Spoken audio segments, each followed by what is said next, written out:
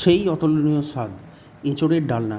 আজকের মাইক্রো ফ্যামিলিতে এই রেসিপি লুপ্তপ্রায়, কিন্তু যে পরিবারে বয়োজ্যেষ্ঠারা মানে ঠাকুমা দিদিমা ইত্যাদিরা আছেন, তাদের কখনো সখনো এই ফাটাফাটি স্বাদের রান্না এখনও জোটে মাঝে মধ্যে। আমরা একটা মিডিয়াম সাইজের প্রায় 1 কেজির এঁচোড় নিয়ে নিয়েছি। প্রথমেই ভালো করে হাতের তালুতে ও বটিতে বা ছুরিতে সর্ষের তেল মাখিয়ে নিন। এঁচোড়ের আঠা কিন্তু মারাত্মক, হাত ধোয়ার জন্য ভুলেও জল ব্যবহার করবেন না, তাহলে কিন্তু কেলো হয়ে যাবে, মানে কেলেঙ্কারি কাণ্ড হয়ে যাবে। এবার শক্ত হাতে এঁচোড়টাকে ধরে লম্বালম্বি মাঝ বরাবর ঘ্যাচাং করে কেটে ফেলুন। এবার অর্ধেক হয়ে যাওয়া অংশ দুটোকেও একইভাবে লম্বালম্বি কেটে নিন। এবার কলের জলের তলায় ধুয়ে নিন, দেখবেন লুজ আঠাটা অনেকটাই ধুয়ে যাচ্ছে। হা হা হা, কতদিন পরে এঁচোড় ডালনা খাবো। আমার তো এখনই একটা গুড ফিলিং হচ্ছে। আপনাদেরও নিশ্চয়ই একই রকম অনুভূতি হচ্ছে। আবার হাতের তালুতে ও বটিতে বা ছুরিতে ভালো করে সর্ষের তেল মাখিয়ে নিন। এবার এঁচোড়ের মলাট বা বাইরের আস্তরণটাকে ছাড়ানোর পালা। সাবধানে বাইরের আস্তরণটাকে, শক্ত আস্তরণটাকে ছাড়িয়ে ফেলুন। এবার এঁচোড়ের মাঝখানটা অর্থাৎ কোটটাকে কেটে বাদ দিয়ে দিন। এটাই সবচেয়ে এঁচোড়ের শক্ত অংশ। এই অংশটা কোনো কাজে লাগে না, ওয়েস্টেজ। এখন তো চপিং বোর্ড আর নাইফেরই কারিকুরি, তো আমরা সাবেককালের মতো প্রথাগত বঁটি ইউজ করছি। কারণ আমার গিন্নি বলেন বঁটি দিয়ে নাকি এঁচোড় কাটা ছুরি চপিং বোর্ডের থেকে নাকি অনেক সহজ।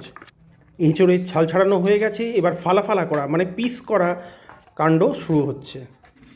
আপনার যদি মনে হয় বড় বড় পিস রাখবেন তাই ভালো, আপনার যদি মনে হয় ছোট ছোট পিস করবেন সেটাও ভালো। তবে আমার পছন্দ ছোট ছোট ডুমো ডুমো করে পিস করে কাটা। পিসগুলোর সাইজ হবে ওইরকম। এবার একটু ওজন করব। 1 কেজি গোটা এঁচোড় থেকে বেরোলো 415 গ্রাম। এঁচোড় কাটা হয়ে গেছে, এবার একটু জলে ডুবিয়ে রাখুন যাতে এঁচোড়টা কালো না হয়ে যায়। ততক্ষণে একটা পেঁয়াজ কেটে ফেলুন, মাঝারি সাইজের করে ছোট ছোট পিস করে কেটে রেখে দিন। পেঁয়াজ কাটা হয়ে গেছে, এবার নেক্সট আইটেম কাটার পালা। আলুটাকেও মোটামুটি ডুমো ডুমো করে কেটে নিন। এঁচোড়টা চপিং বোর্ডে কাটলেও বাকি সবজিগুলো আমরা ছুরি চপিং বোর্ড দিয়েই কাটছি, কারণ এতেই সুবিধা। এবার একটা টমেটোকে কুচিয়ে নিন ছোট ছোট পিস করে। খুব সাবধান, নিজের আঙুলটা কিন্তু কাটবেন না।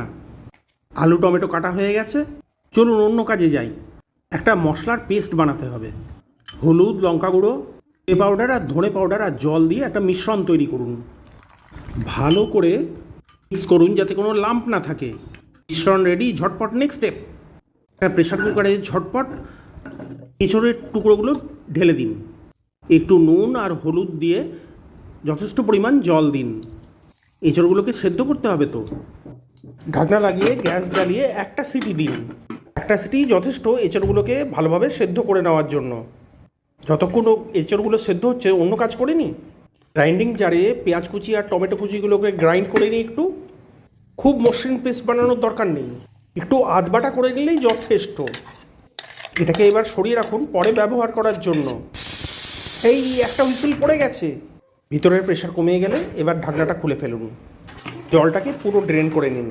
এই জলটা কিন্তু কোনো কাজে লাগবে না, এটাকে এবার ফেলে দিতে হবে। সিদ্ধ হয়ে যাওয়া এঁচোড়গুলোকে এবার তুলে নিন। নেক্সট স্টেপে যাই। কড়াইতে সর্ষের তেল দিন। এবার এতে আগে থেকে নুন হলুদ মাখিয়ে রাখা কিছু ছোট চিংড়ি মাছ বা শ্রিম্প দিন। ভালো করে ভাজুন। ভাজা হয়ে গেলে একে একে তুলে নিন। এবার যেটুকু তেল পড়েছিল ওর মধ্যে আলুগুলো ছেড়ে দিন। এক্সট্রা তেল দেওয়ার একদমই দরকার নেই। আলু পিসগুলো উল্টে পাল্টে ভালো করে ভাজুন। খুব সামান্য পরিমাণে নুন হলুদ দিন, আবার ফ্রাই করতে থাকুন। মনে রাখবেন আলু কিন্তু খুব জিদ্দি সবজি, চট করে সেদ্ধ হয় না, তাই ঢাকনা দিয়ে ভালো করে ভাজুন। গোল্ডেন ব্রাউন কালার হয়ে গেলে বুঝবেন ঠিক ঠিক ভাজা হয়ে গেছে। এবার তেল ঝরিয়ে আলুগুলো একে একে তুলে নিন। এবার এক্সট্রা তেল কিন্তু একদমই ঢালার দরকার নেই।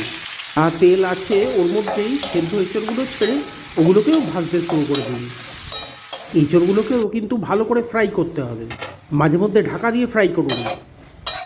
হয়ে গেছে কি? তাহলে এগুলোও আলাদা করে তুলে নিন।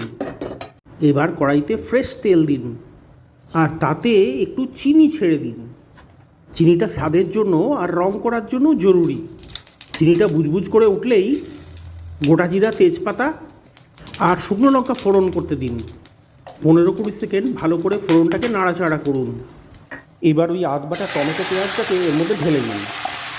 খুব ভালো করে নেড়ে চেড়ে কষাতে থাকুন। পেঁয়াজটা একটু ট্রান্সলুসেন্ট মানে স্বচ্ছ হয়ে এলেই এর মধ্যে জিঞ্জার গার্লিক পেস্ট বা আদা রসুন বাটাটা ঢেলে দিন, দিয়ে আবার নাড়তে থাকুন। বিভিন্ন পাউডার মশলা দিয়ে একটা মিশ্রণ বানিয়েছিলেন না, এবার ওটা ঢেলে দিন এর মধ্যে। একটু ঝকমারি আর সময় সাপেক্ষ রান্না বটে, কিন্তু খেতেও যে হয় অপূর্ব। স্বাদ অনুসারে নুন এবং টারমারিক পাউডার বা হলুদ গুঁড়ো মিশিয়ে দিন। কষতে কষতে শুকিয়ে এলে অল্প অল্প জল দিতে হবে। মশলার বাটি ধোয়া জলটা আমরা দিয়ে আবার কষাতে শুরু করে দিয়েছি। দেখুন মশলা থেকে তেল ছাড়তে শুরু করে দিয়েছে। আপনি এবার আলুগুলোকে ছেড়ে দিন এবং আবার কষাতে থাকুন ভালো করে। আলুটা একটু মাখা মাখা হয়ে এলে এবার এঁচড়গুলোকেও এর মধ্যে ঢেলে দিন। এত অপূর্ব এর স্বাদ যে কেউ কেউ তো মাংসের থেকে একে এক ধাপ আগিয়েই রাখেন। হ্যাঁ অবশ্যই মাংসের সঙ্গে এটা পাল্লা দিতেই পারে। 2 চামচ টক দই এতে ঢেলে দিন, আর দিয়ে দিন কাশ্মীরি মির্চ পাউডার। এতে স্বাদের সঙ্গে সঙ্গে রঙটাও এসে যাবে। ভালো করে কষাতে থাকুন, রান্না আপনার প্রায় শেষের পথে। আমরা কিন্তু আলাদা করে কাঁচা লঙ্কা এতে ইউজ করিনি, কিন্তু আপনি যদি বেশ একটু ঝালঝাল করে খেতে চান একটা কাঁচা লঙ্কা কুচিয়ে দিয়ে দেবেন এর মধ্যে। এবার মাখা মাখা খাবেন নাকি ঝোলঝোল খাবেন তার উপর ভিত্তি করে গরম জল দিয়ে দেবেন। শেষে ভাজা চিংড়িগুলো এর মধ্যে মিশিয়ে দিলাম। এবার ভালো করে নাড়িয়ে চাড়িয়ে গরম মশলা আর ঘি ছড়িয়ে দিন উপর থেকে, তবেই না স্বাদটা ঠিক ঠিক খুলবে। এর স্বাদ হবে কিন্তু সত্যিই অপূর্ব, চাটতে রে যাওগে। আর বিশেষ কিছুই করার নেই, ডালনা ফুটতে শুরু করলেই গ্যাসের ফ্লেম করে দিন বন্ধ, একটা ঢাকনা দিয়ে ঢেকে রেখে দিন 5 মিনিট। ব্যাস ঐতিহ্যবাহী এঁচোড় ডালনা প্রস্তুত। কী বন্ধুগণ, লাগছে তো লোভনীয়? লাইক দিয়েছেন তো ভিডিওটিতে? সাবস্ক্রাইব না করে থাকলে ঝট করে করে ফেলুন বন্ধুরা, উপভোগ করুন রেসিপিটি বন্ধু।